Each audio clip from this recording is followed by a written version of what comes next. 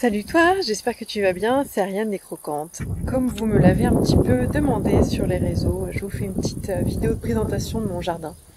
Alors on s'est installé en fait ici juste avant le premier confinement, c'était en février 2020. Vraiment on a eu le nez je pense de quitter Nantes.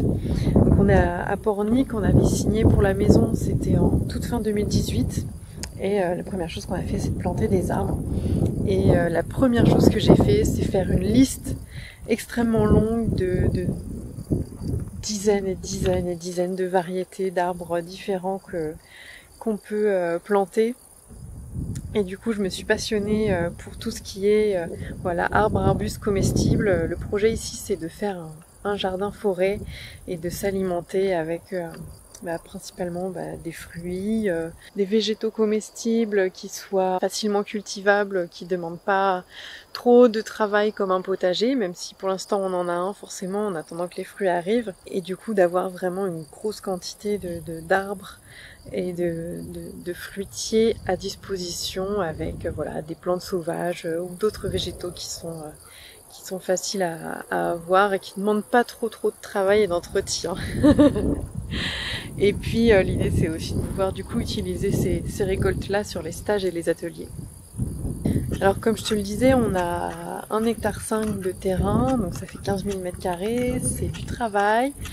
On ne peut pas y passer autant de temps qu'on voudrait, donc on plante, aujourd'hui je pense qu'on a planté entre 150 et 200 arbres depuis qu'on y est, mais on plante un petit peu tout le temps, tous les ans on plante des dizaines d'arbres, mais c'est beaucoup de temps, et puis la nature aussi elle a besoin de son temps. Tu vas voir qu'il y a encore beaucoup à faire et qu'il y a encore besoin de beaucoup de temps.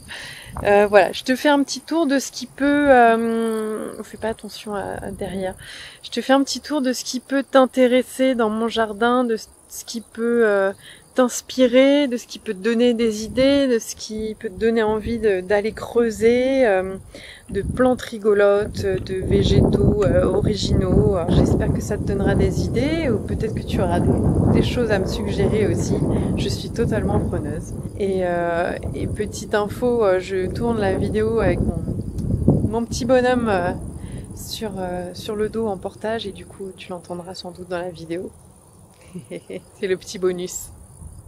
Voilà, et bon visionnage, et puis surtout n'hésite pas à mettre un petit commentaire sous la vidéo. Alors je te montre la première vue du jardin. Donc en fait là c'est vraiment le seul arbre fruitier qu'on avait quand on s'est installé, c'est un poirier, il est magnifique, tu vois, par rapport à la taille de la maison. Tu suis les chênes partout là, partout, et puis là jusqu'ici la ligne de poteau, et là ça repart là le long de la maison, voilà la petite haie. Et donc en fait tout ça c'est chez nous. Donc 1,5 hectare, on a 14 000 et quelques mètres carrés. Et les points qui sont intéressants, donc en fait derrière le poirier on a le poulailler avec du kiwi, des pêchers issus de semis. Pour l'instant on voit pas grand chose. Ici j'ai mon petit cercle d'aromates que je te montrerai parce que j'en ai des bien rigolos. Là il y a un petit peu de potager, et là tu peux voir une surface tout en cercle ici où en fait c'est notre potager. Alors pour l'instant il est un peu en jungle parce qu'on n'a pas pu s'en occuper beaucoup. Ce qui est intéressant, c'est qu'on a planté dans tout le pourtour des arbustes fruitiers à petits fruits, pour la grande majorité en tout cas. Et après tous les autres arbres en fait, donc on a une grande haie qui vient longer la maison. Alors là tu en vois quelques-uns, mais en fait on a planté à peu près quasiment tous les mètres. Par exemple là tu peux voir que c'est un néflier du Japon issu de semis. Là on a un super bel eucalyptus qui pousse très bien. Là il y a un petit ginkgo biloba, un autre néflier ici. Après on a planté des mûriers sans épines un peu tout le long. La petite tranchée là c'est la pédo-épuration, alors c'est super intéressant. Parce que en fait toutes nos eaux grises, comme on est en toilette sèche, vont ici, et du coup en fait toute cette zone là il n'y a pas besoin d'arrosage, donc on va planter encore des choses au niveau du potager par ici.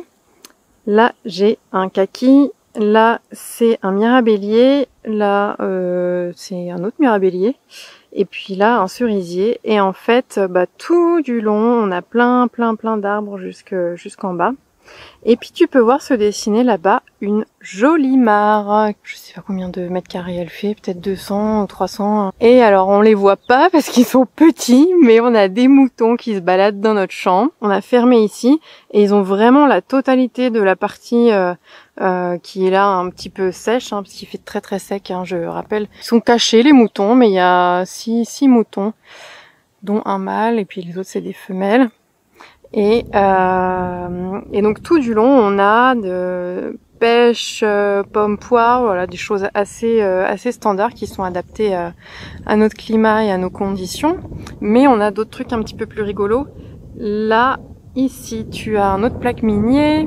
On a pas mal de figuiers. J'ai un grenadier aussi. Et puis là, je t'ai pas montré, celui-là, je l'adore. C'est un sureau violet. Dans le genre, j'ai un noisetier violet aussi. C'est très beau en arbre décoratif. Voilà, donc là, je te propose de te faire un petit tour des plantations type aromate. Et puis de te montrer un petit peu tous les petits fruits qu'on a plantés tout autour du potager. Parce qu'il y en a des bien sympas qui peuvent te donner envie et t'inspirer.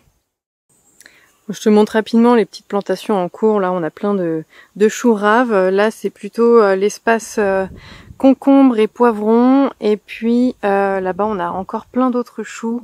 Tout n'est pas... Alors, mon petit cercle d'aromates. Alors, notre maison avant, c'était un pressoir. Et du coup, ça, c'est les clés du pressoir. On en a récupéré un comme ça et puis un autre là-bas qu'on n'a pas encore installé. Et du coup, c'est super sympa. J'ai mis une grosse partie de mes aromates dedans. Je te montre des petites choses intéressantes. J'adore les menthes. Si tu veux venir me voir et que t'as envie de me faire un cadeau, tu peux m'offrir une menthe originale. Donc ça, c'est une menthe fraise. On a plein de petits fraisiers rigolos. Là, c'est un thym. Bon, là, il est un petit peu malade, mais c'est du poireau perpétuel. J'ai une camomille qui s'est invitée. J'en ai partout. Les grosses feuilles, là, ça, c'est top. Si tu viens me voir et que tu en veux une bouture, n'hésite pas à me le demander sur un stage ou un atelier. C'est du réfort. J'adore. Tu récoltes les racines juste avant les gelées et après ça te fait une purée par exemple. C'est super sympa. Là, caché, il y a une jolie agastache. Ça a un goût un peu fenouillé, c'est super sympa. Là, j'ai de la coriandre aquatique.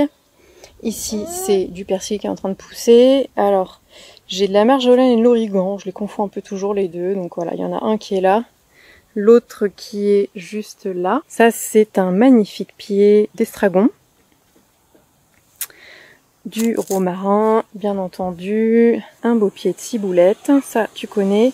Là, j'ai caché sous les bâtons parce que les oiseaux venaient les embêter. C'est des soucis.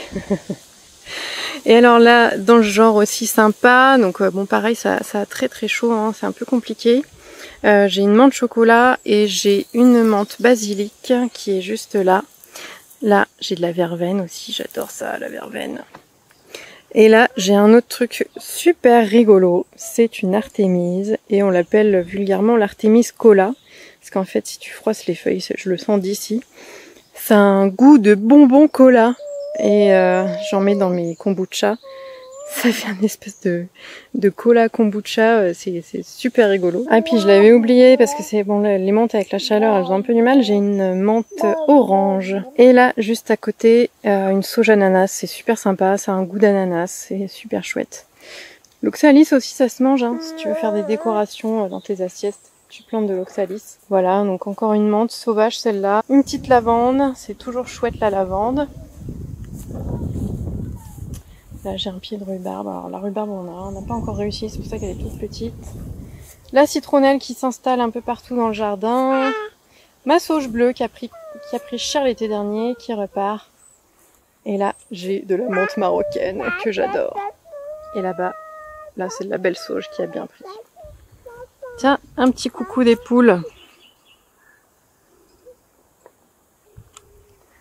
Hop.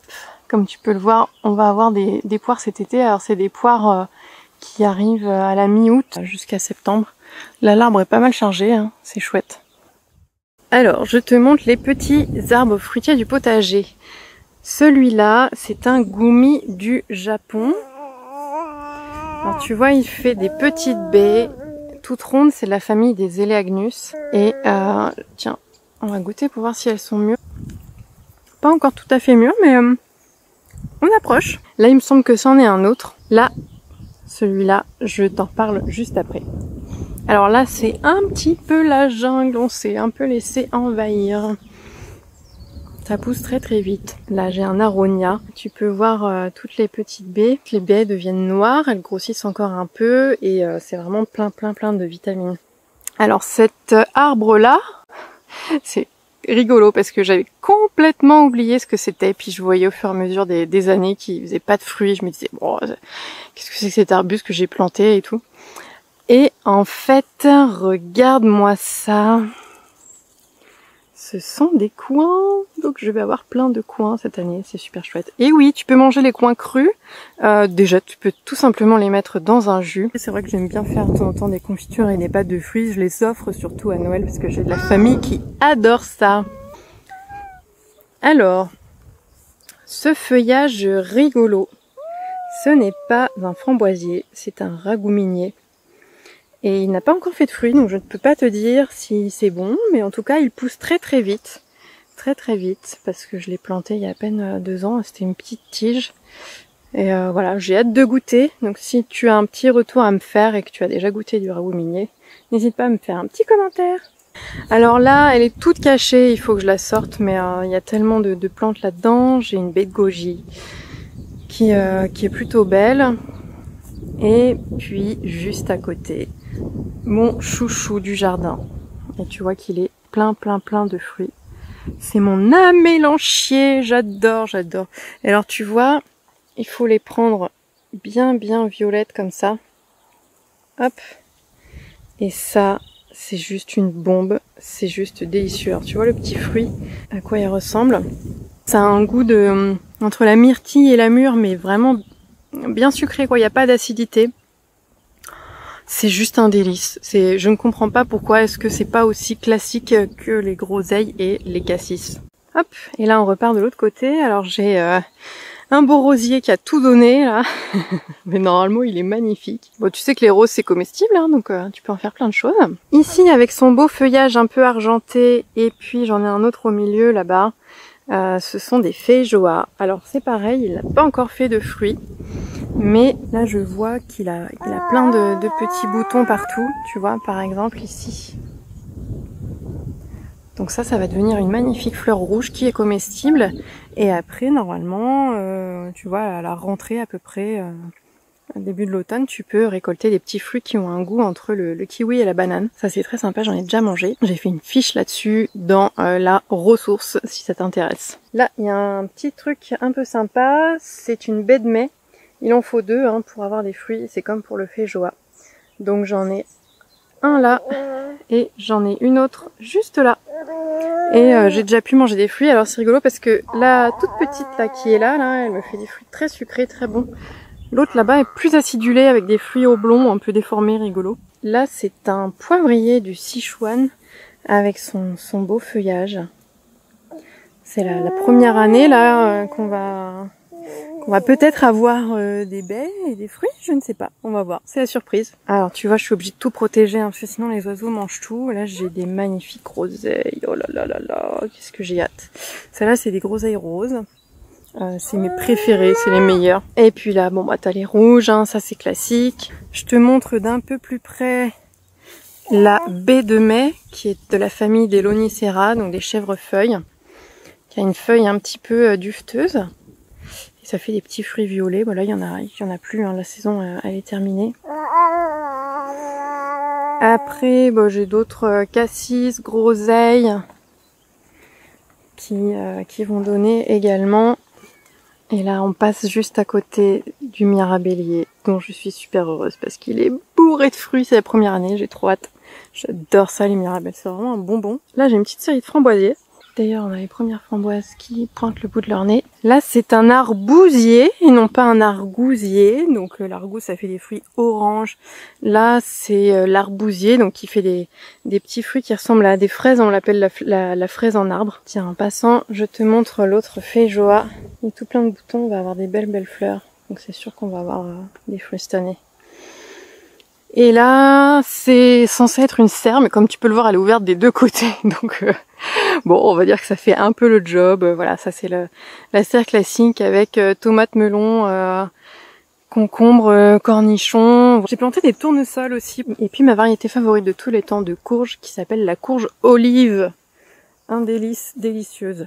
Et pour finir la ronde du potager, ici j'ai 3 myrtillers qui sont, comme tu peux le voir, chargés de fruits. Et alors le tout petit là, il s'est fait raser par la tondeuse, pour ceux qui il est minuscule. Et normalement il doit faire des myrtilles roses, tandis que les autres sont violettes. Voilà, et là j'ai un beau kaki devant moi. Alors on a plein d'autres arbres plantés, comme je te disais, tout du long, partout là-bas.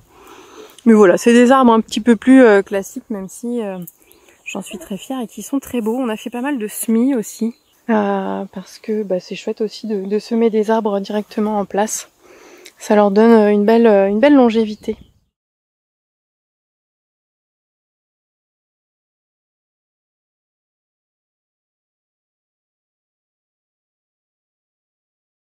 À plus!